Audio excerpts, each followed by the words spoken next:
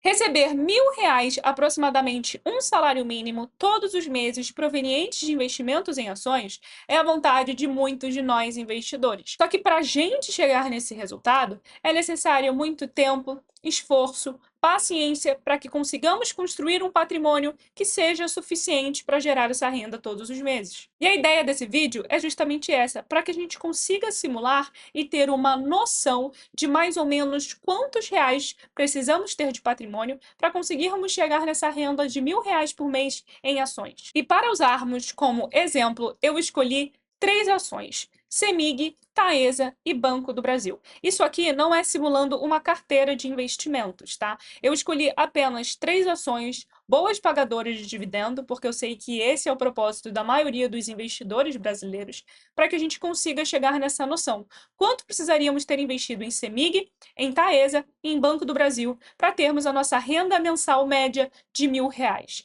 E eu já começo aqui explicando por que está escrito renda mensal média. Porque as ações não são iguais aos fundos imobiliários, que distribuem dividendos todos os meses. Então, quando você vê por aí como ter uma renda passiva em ações de X reais por mês, não significa que você vai receber esse valor exato todos os meses, porque existem ações que pagam dividendos trimestrais, semestrais ou até mesmo anuais. Imagina você, investidor, que recebeu um dividendo anual da ação e recebeu R$ 12.000. Se você pegar R$ 12.000 recebido uma vez por ano e dividir por 12, a sua renda passiva mensal média foi de R$ 1.000 por mês. Eu acho importante frisar isso, apesar de parecer bobo para muitas pessoas, é porque muitas outras pessoas consideram que elas irão receber periodicamente todos os meses aquele valor na conta, e não é bem assim. Voltando então para a nossa planilha, para a gente preencher aqui, eu peguei o dividendo pago por ação dos últimos 3 anos e fiz uma média. Eu não peguei os dividendos que a empresa distribuiu no último ano,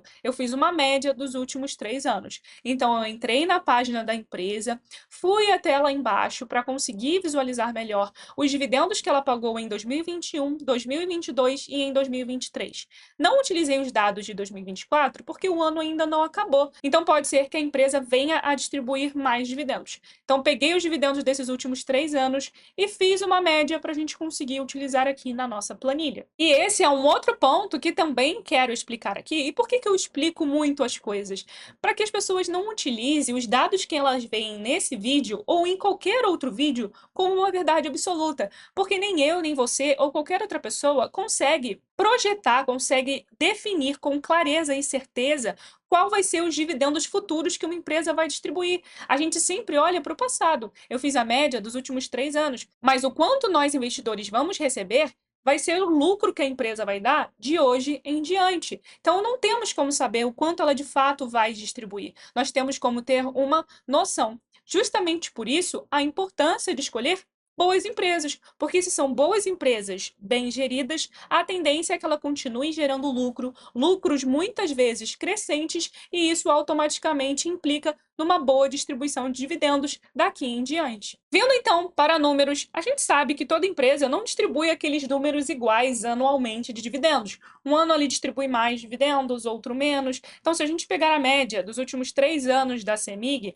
teria dado uma média de R$ 1,33 recebidos pelo investidor por ação. Então, se o investidor ele quer receber R$ 1.000 por mês, ele teria que receber no final de um ano R$ 12.000. E a gente sabe que a média paga ao ano por ação é de R$ 1,33. Fazendo essa conta, é bem simples. Precisamos dividir R$ 12.000, que é o que a gente quer receber no final de um ano, pelo dividendo médio por ação. Essa resposta é a quantidade de ações que o investidor precisa ter. O investidor, no caso, precisaria ter 9.023 ações de CEMIG para que ele consiga ter essa renda média mensal de R$ 1.000, contanto que a CEMIG continue nessa faixa de distribuição de dividendos.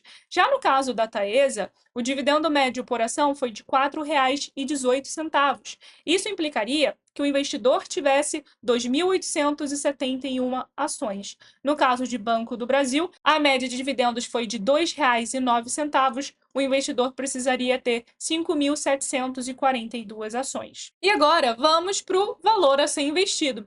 E aí que está uma outra questão. Por quê? O valor investido que vai aparecer aqui para vocês mostra pra gente caso o investidor comprasse 9.023 ações da CEMIG a valor de hoje. Hoje, a cotação da CEMIG, uma ação custa R$ 11,77. Então, seria a mesma coisa do investidor pegar R$ 106 mil e comprar de uma vez só 9.000 ações a R$ 11,77. Só que na maioria dos casos isso não acontece, porque a maioria dos investidores, eles compram um pouco a cada mês, eles vão comprando periodicamente as suas ações. Então uma hora ele vai pagar 11,77, outra hora ele vai pagar 12, outra hora vai pagar 10, 9. Ele está vários momentos comprando aquela ação a vários valores diferentes. Não necessariamente ele vai comprar uma grande quantidade a um só preço. E se essa for a sua intenção, a minha dica que eu deixo para você, principalmente se você é iniciante, não coloque uma grande quantia de dinheiro de uma vez só em um só ativo. Por quê? Iniciantes ainda precisam se acostumar com a volatilidade da bolsa, com a mudança de preços. E o investidor alocar uma grande quantia de dinheiro, sendo iniciante, pode ser um erro, porque provavelmente ele vai ficar preocupado a cada oscilação que esse dinheiro tiver. Eu sei que esse tipo de vídeo é um pouco complicado, porque muitas pessoas olham e acham, bom, eu tenho 200 mil reais. Vamos supor que o investidor ele tenha uma boa condição financeira e tenha 200 mil reais. Muitas vezes ele assiste um vídeo parecido com esse e fala, bom, então eu vou desembolsar 106 mil reais e comprar a CEMIG para eu conseguir ter esses R$ 1.000 por mês. Ele aloca grande quantidade do capital dele em um ativo só, partindo do princípio que ele vai ter esse resultado. Sendo que nessa alocação tem vários erros. Primeiro, não devemos alocar grande parte do nosso patrimônio em um ativo só, colocar 10, 15, 20, 30% do nosso patrimônio em uma só ação, isso é muito arriscado. E o segundo ponto, partir da premissa que números passados vão continuar acontecendo no futuro, e isso ninguém pode garantir.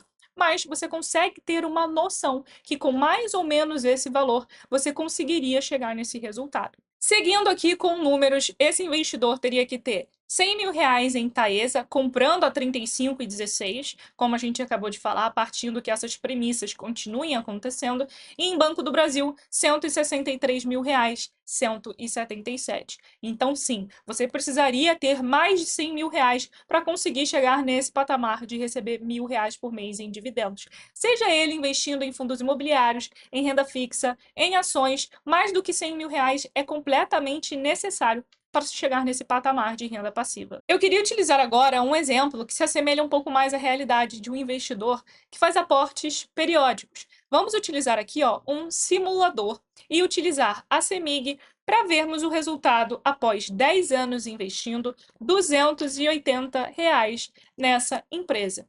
E quando clicamos em simular investimentos, já considerando o reinvestimento dos dividendos, o investidor teria tirado do próprio bolso R$ 33.880, teria tido uma rentabilidade de R$ 78 mil e hoje teria um patrimônio de 112 mil. E quantas ações ele teria? 9.625, bem próximo desse número aqui que a gente encontrou para ter aquela renda passiva mensal de R$ 1.000. É lógico, estamos considerando aportes feitos nos últimos 10 anos, então teria que ter entrado também ali o cálculo da inflação nesse período, porque o aporte feito há 8, há 5, há 10 anos atrás é diferente do aporte feito hoje. Então, esse total aportado de 33.880, que foi o que saiu de fato do bolso do investidor, ele seria diferente considerando a inflação. Mas conseguimos perceber que o valor que ele aportou foi menor do que o valor que ele teria que aportar de uma só vez para conseguir receber a partir de hoje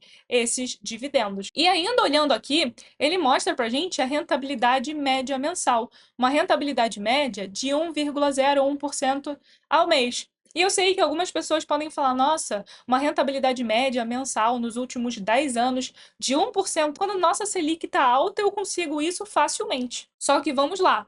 Temos alguns pontos. O primeiro ponto é que temos alguns benefícios tributários nas ações. Dividendos isentos de imposto de renda. Se a gente vende menos do que 20 mil reais por mês, o nosso lucro também é isento. Então, se vendermos todas as nossas ações, contanto que a gente venda menos do que 20 mil reais por mês, não pagamos nada. Não pagamos imposto sobre os lucros, não pagamos imposto com os dividendos, então seria 1,01 líquido. Na renda fixa, não é líquido. O rendimento que a gente tem, temos que descontar o imposto de renda. E para conseguirmos fazer uma comparação, vamos entrar na calculadora do cidadão do Banco Central e ver quanto foi a nossa taxa Selic nos últimos 10 anos, para que assim a gente consiga fazer uma simulação do quanto teria rendido o dinheiro. Bom, vamos lá. Nos últimos 10 anos, a Selic rendeu 142,43%. Qual seria essa rentabilidade ao mês? Bom, só a gente colocar aqui, 142,13% nos últimos 10 anos. A rentabilidade por mês média, caso o investidor ele tenha colocado o dinheiro dele num CDB que renda 100% do CDI, por exemplo, teria sido 0,74% ao mês, mas é bruto, sem considerar imposto de renda. Tirando o imposto, a rentabilidade ao mês que esse investidor teria conseguido nos últimos 10 anos teria sido de 0,63%.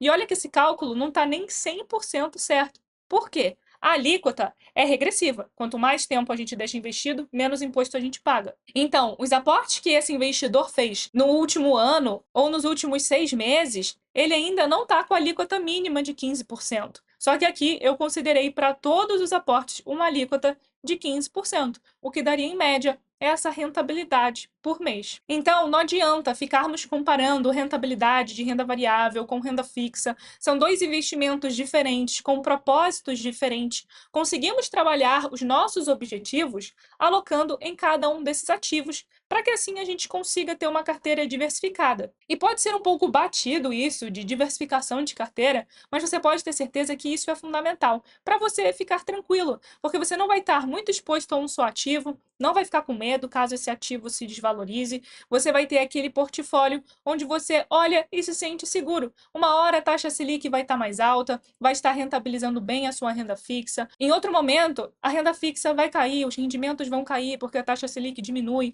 mas a sua renda variável vai voltar a render bem e você fica ali com uma boa carteira, sempre oscilando de uma maneira que você se sinta confortável. Então, nesse caso, da mesma forma que a gente considerou um investidor que aportou R$ 280 por mês na CEMIG nos últimos 10 anos, vamos considerar um investidor que nos últimos 10 anos, com aquela taxa de 0,63% ao mês, já desconsiderando o imposto de renda, tenha também investido R$ 280 por mês num CDB de liquidez diária. Ele teria no final desses 10 anos R$ 50.301,39. Se compararmos, por exemplo, com o resultado final que ele teria tido com o CEMIG, foi bem diferente. Por quê? Nas ações, você não é só rentabilizado com dividendo, você também é rentabilizado com a valorização das ações. Só que é lógico, isso está embutido num risco maior. Risco da renda variável é maior do que renda fixa, por isso que o retorno de renda variável tende a ser maior.